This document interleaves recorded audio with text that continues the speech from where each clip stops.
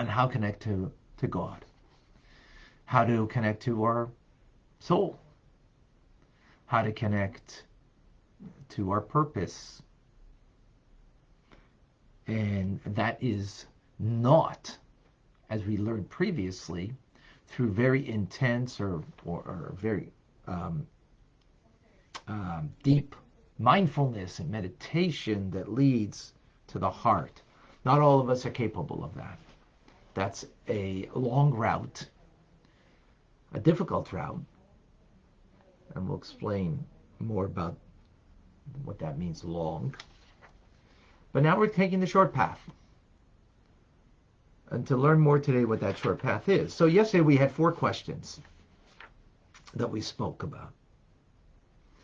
We spoke about the Ava Misteris, the hidden love that is a inheritance given to us from the patriarchs. So, how do you inherit love? What does that mean? You can inherit qualities, but not love.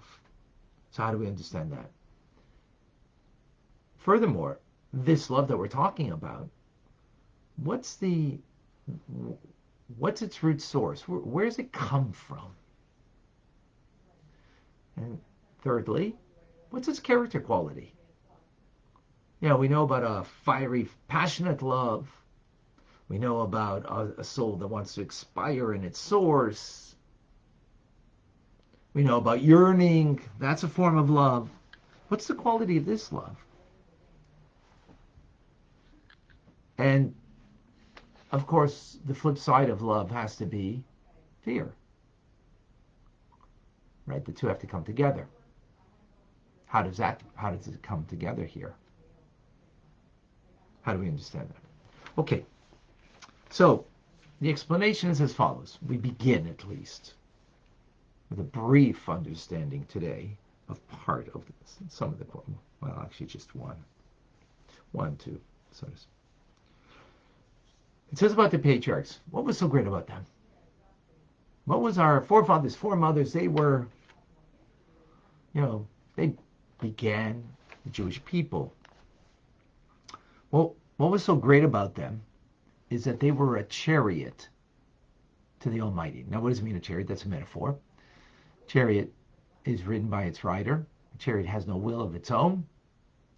It is just being led. So likewise, the patriarchs, matriarchs, they were led by the divine purpose, by God.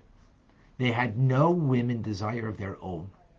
Every limb of their body was completely connected to the divine will to fulfill that what God needs of them. God is their rider. Easy rider in that respect. Now, as a result of this, they merited and had a privilege. And what is that? That they would give something to their descendants, the Jewish people, forever. And that is the Nefesh, Ruach, and Neshama from the 10 holy spheres of the 4 worlds, Atzilus, Bria, Yetzirah, and Siyah, that each of their descendants, the Jewish people, according to whatever level they are, whether they're the most worthy or the unworthy, the most sinful or the greatest, whatever, through a marital union between, husband and wife, and, the way it's meant to be is, of course, Jewish husband, Jewish wife, but it's the Jewish mother, that is the particular over here, right? That they would then give to that child a soul, a Jewish soul. And that Jewish soul, it could be the lowest on the rungs of the totem pole of a quality of soul, so to speak, that it comes from Malchus, Nefesh of Malchus of Asiyah. Asiyah is the lowest world, Malchus is the lowest of the 10 attributes, and Nefesh is the lowest level of soul. So it can be the lowest. In that lowest, though, is enclosed in it. Chochma of Asiya. Chochma we translate as wisdom. But here it's something more than that, as we will kind of get more of an understanding of that tomorrow, not today. And in that Chochma, it is coming from Chochma, it is coming from ultimately Chochma of Atzilus, the highest world, that enclosed in it the Ein Sof. The limitless is garbed in it, in this soul.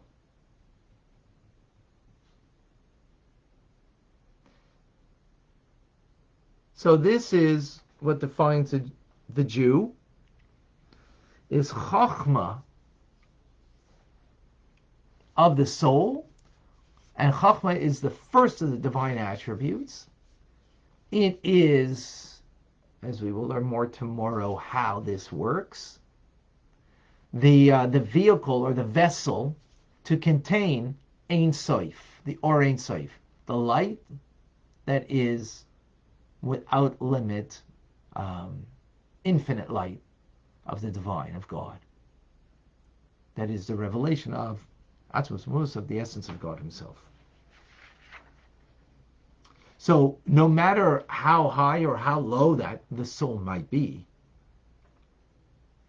it's suffused from head to toe in its entirety of the soul, not like just part of the soul, because it's a lower soul, so it's only suffused with of the Ein Sof by way of Chochma only partially. No, entirely.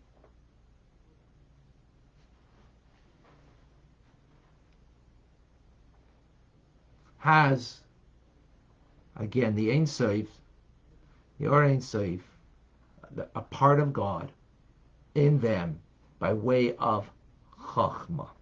And that's the key over here, is by way of Chochma. As Chochma, wisdom, gives life to those that possess it. Chochma techaya ba'aleh.